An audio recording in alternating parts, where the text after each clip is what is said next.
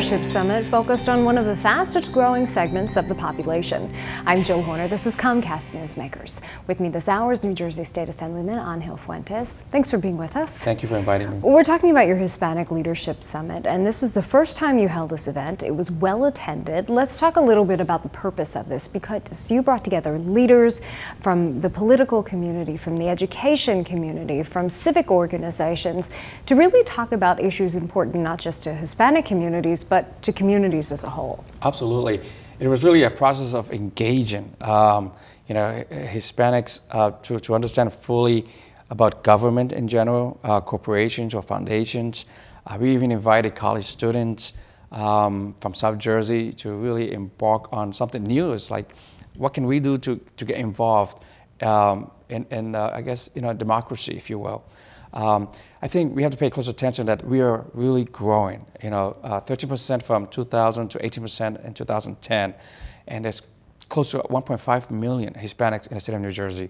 So the summit in South Jersey, as you mentioned, we invited the Senate President Sweeney, we invited a representative from the Attorney General's Office, Consumer Affairs, all these workshops were intended to empower the Latino community.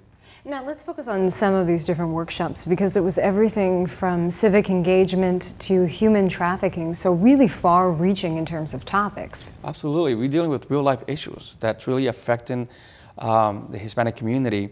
And just to have the Senate President there, and someone from the Attorney General's office as well, just to listen to some of those concerns.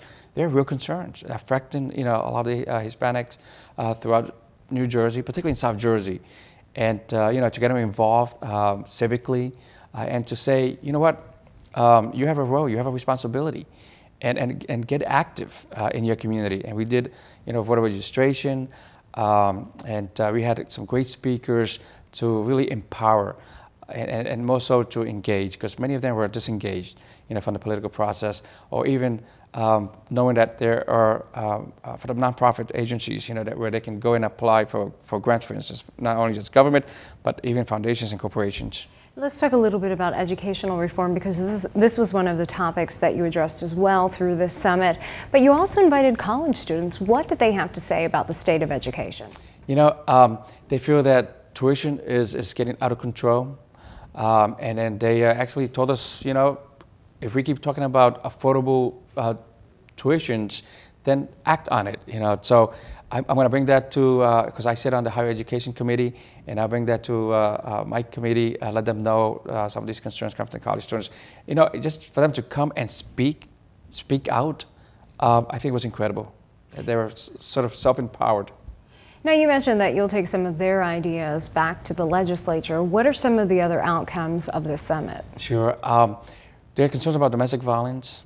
They feel that it has not been addressed seriously, especially we had a speaker and an author about her experience.